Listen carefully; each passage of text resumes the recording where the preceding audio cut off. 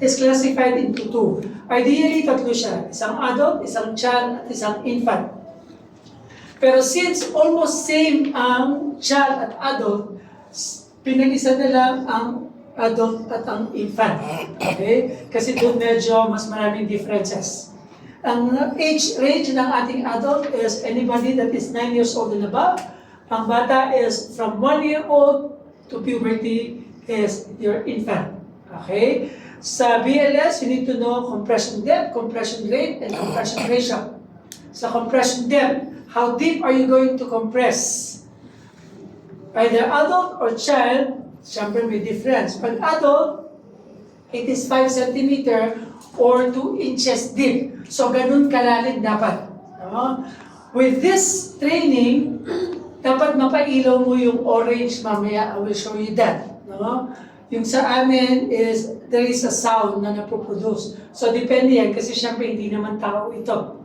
Okay? Kaya you have to be, as long as you are sure kung saan mo ilalagay yung kamay mo, walang problema. For the infant, it is 4 cm or 1.5 inches deep ang compression depth. Okay? Sa compression ratio, o compression rate muna tayo, compression rate is for all types of patient, it is 100 to 120 per minute. 100 to 120 per minute. Ibig sabihin, you cannot do compression that as you like. Ina-overload mo ang heart, or yung very slow naman. You start to have the heart pump, tapos ititigil mo. Okay? Remember, in a scenario like this, if somebody fainted, lalo na pag cardiac arrest, the heart stops to pump. Tumitigil yung puso. Kaya ang kailangan mong gawin is let this heart start to pump para magkaroon ulit ng revival of pasyente. Okay? So, with the compression rate, that's 100 to 120 per minute. Compression ratio natin, pag sinabing ratio, there is a corresponding number. So, 30 compression by introduction of 2 breathing. So, ang compression ratio natin is 30 by 2, 5 times. So, 5 cycles. Okay? So, sa ating BLS, there is only one rescuer. Sa AHA at saka sa test, sa AHA at saka sa Saudihan, there are 2 rescuers. Pero sa test, there are 1 rescuer lang. But you set aside your AHA and Saudihan, we will focus on test lang.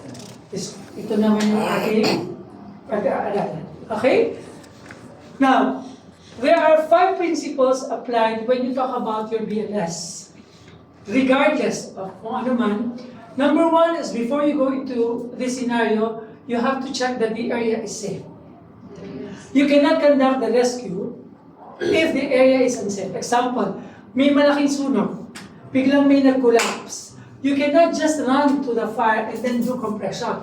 Siyempre, it is unsafe on the part of the rescuer and on the part of the patient. So, gagawin mo, you have to put the patient in a safe area. Okay? Before you conduct the rescue. Number 2 is, you have to check the response of the client. Okay? Why do we need to check the response of the client? Mamaya, you are into the scenario, tapos natutulog lang pala ang pasyente, and then you start compressing. So dapat, we have to check whether the patient is okay or not. So how do we do that? We are going to tap. Later on, I'm going to show you. So when you check the response of the client, sa adult, shoulder. Sa baby, foot area. Okay? After checking the response, if the patient does not respond, pag sa adult, definitely it is maybe due to cardiac arrest. Okay? So sa cardiac arrest ng adult, there is 0 pulse and 0 breathing. So wala kang maririnig. Now, if we take the pulse of the client, we do not take it into 1 full minute. Hindi siya 1 full minute. We just wanted to check whether there is pulse or whether there is no pulse. So in checking for pulse, minimum of 5 seconds to a maximum of 10 seconds. Paano yan? We are doing it on military counting. 1 is corresponding to 1,001 hanggang sa 1,010. Okay? After checking the pulse, okay? So pag walang response ng pasyente mo is you call for help. Number 3 is call for help. Number 4 is to check for the pulse. Normally dito, 0 pulse, 0 breathing. Pero dito, hindi pwedeng maging zero pulse. Kasi pag zero pulse ang nakuha mo, the patient is dead. Okay? So, ibig sabihin, walang cardiac arrest sa bata. What causes them to fail or fall down? Kasi alam naman natin na malikot ang bata. So, tumatakbo sila, biglang naumpog. Mabagsak yan. O kaya naman, because of choking, may bumara dito, hindi sila makahinga, difficulty of breathing, and then they fainted. Okay? So when we check for the pulse, we cannot declare a zero pulse. We have to declare, sa ating medical term, is steady pulse, but you can declare it as weak pulse. Okay? So it's weak pulse and zero breathing. Okay? And then you start, the last one is you start compression. Okay? And then you 30 by 2. So, how do we check for the pulse? Before I have the 5 principle involved. In BLS, there are 3 things that you have to remember. Number 1, if you are into a scenario, do not panic. Bakit? Kasi if you panic, everything will be out. Okay? You have to focus because number 2 is you have to attain your objective. What is your objective? To save the person. Number 3 is you need to count loud. Okay? Bakit sa kailangan namin bumilang ng malakas? Because remember, you are going to call for help. And when you call for help at dumating na yung rescue, hindi nila alam kung nasaan ka na on the aspect of Counting. help. No? Kaya dapat, bumilang tayo ng malakas. When you have your AHA, one of the things that you will be considered as best in BLS is because you counted loud. Hindi sigaw, ha? Counting out loud is one of the things that they will consider you to be best in BLS. Okay? So yung tatlo na yan, huwag niyong kalilimutan. Okay? When we check for pulse, sa adult, we check it on the carotid pulse. Ang carotid natin is one here and one here. We have one here and one here. Tama? But if you are going to check for the pulse, you have to employ the aspect of LLF or the look, listen, and feel concept. Ano yung look, listen, and feel? You have to look at the rise and fall of the chest. So, ibig sabihin, pag ang pasyente nakadamit, remove the upper shirt of the client for you to monitor the rise and fall of the chest. Okay? You have to listen. So, pag nag-listen ka, definitely is you have to check for the pulse. Look, listen, and feel. The feel is you have to have your head on the nose and the mouth. Tapos, di ba pag humihinga siya, mararamdaman mo dito? Yes. That is your look, listen, and feel. Kaya pag nag-check ka ng pulse, from the center line, hindi po pa ganun. This is okay. But remember, you are going to monitor the rise and fall of the chest. So pag nakaganyan ka, hindi mo na siya makikita. So, from the center line, slide down. Center, slide down. Center, hindi po pa ganun. So, center, slide down. Head tilt to open the airway. Pinch the nose. Open the mouth. And blow. Ako na? So, that is 1, 1, 2, 3, 4, 5. The second blow will come in. 1, 2, 3, 4, 5. And you start again the next compression. When we do compression, ang clue naman natin, from the center line, o kung lalaki, Adam's apple, to the nipple, right? Center. When we pump, we do not pump by the hand. It is the heel of the hand. So position your hand here. Dominant hand, the strong hand, versus the non-dominant hand, lock. It is not like this. It is not.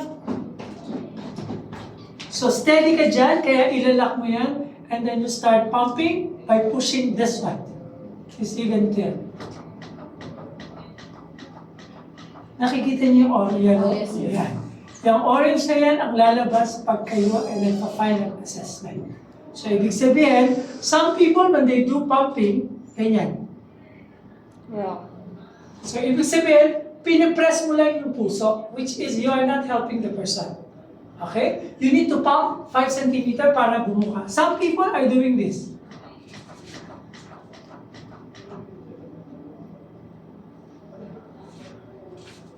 You see, nawawala. Yes. Okay? So you start pumping the heart, tapos bigla mo lang bibitawan. So that's wrong. Okay? So center line to the nipple line. Okay? Ready? So I'm going to show you from the top. Ito po ang sasabihin nyo. I'm sorry but you have to memorize this. Okay? The area is safe. I have one victim I'm responsive. One bystander who can help. I am Rod, a trained first aider. I can help. Hey, are you okay? Hey, are you okay? No response. Hey, you, please activate emergency response system and get back to me as I do my initial assessment. The head is clear, the mouth is clear, the nose is clear, no bleeding, no upper extremities, no contusion, no bleeding, lower extremities, no contusion, no bleeding. Head clear, count. 1,001, 1,002, 1,003, 1,004, 1,005, 1,006, 1,007, 1,008, 1,009, 1,010. The patients have no pulse and no breathing. Hey, you, please follow up emergency response system and get back to me as I do my compression. 1, 2, 3, 4, 5, 6, 7, 8, 9, 10, 11, 12, 13, 14, 15, 16, 17, 18, 19, 20, 1, 2, 3, 4, 5, 6, 7, 8, 9, 1. 1, 2, 3, 4, 5. 1, 2, 3, 4, 5. 1, 2, 3, 4, 5, 6, 7, 8, 9, 10, 11, 12, 13, 14, 15, 16, 18, 19, 20, 1, 2, 3, 4, 5, 6, 7, 8, 9, 2.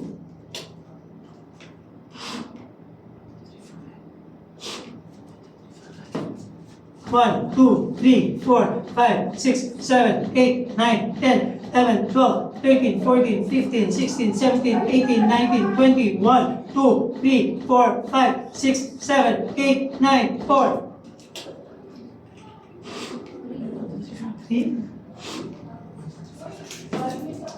1, 2, 3, 4, 5, 6, 7, 8, 9, 10, 11, 12, 13, 14, 15, 17, 18, 19, 20, 1, 2, 3, 4, 5, 6, 7, 8, 9, 4. Hindi lang kanina, no? Yes. 1, 2, 3, 4, 5.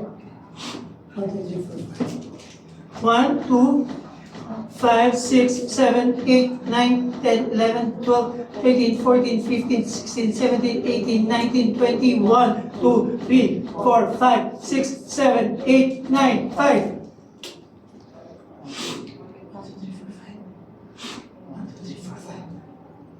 1,001, 1,002, 1,003, 1,004, 1,005, 1,006, 1,007, 1,008, 1,009, 1,010. The patients have pulse but no breathing. Hey, you, please follow up emergency response system and get back to me as I do my rescue breathing.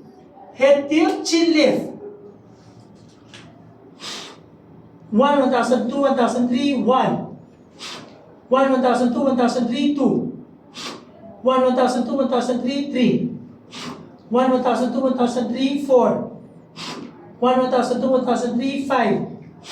1, 1,002, 1,003, 6. 1, 1,002, 1,003, 7. 1, 1,002, 1,003, 8. 1, 1,002, 1,003, 9. 1, 1,002, 1,003, 10. 1, 1,002, 1,003, 11. 1, 1,002, 1,003, 12. 1, 1,002, 1,003, 13. 1, 1,002, 1,003, 14. 1, 1,002, 1,003, 15. 1, 1,002, 1,003, 16. 1, 1,002, 1,003, 17, 16, 17, sorry. 1, 1,002, 1,003, 18. 1, 1,002, 1,003, 19. 1, 1,002, 1,003, 20. 1, 1,002, 1,003, 21. 1, 1,002, 1,003, 22. 1, 1,002, 1,003, 23. 1, 1,002, 1,003, 24. 1,001, 1,002, 1,003, 1,004, 1,005, 1,006, 1,007, 1,008, 1,009, 1,010. The patients have pulse and with breathing. Hey, you, please follow up emergency response system and get back to me as I do my final assessment. Head is clear, mouth is clear, nose is clear, no bleeding, no contusion, upper extremities, no contusion, no bleeding, lower extremities, no contusion, no bleeding. Position the patient. If the patient is conscious, away from you, this is to have the secretion out and to avoid aspiration. And if the patient is unconscious, position the patient towards you so that you can monitor the patient and then, of course, to prevent aspiration. If this is a human being, ang position mo is nakaganito ang pasyente. Left. Yan. Ganito ang conscious patient. If the patient is unconscious, ganun. Another side. Did you get it? Yes, Yes, sir. sir. So that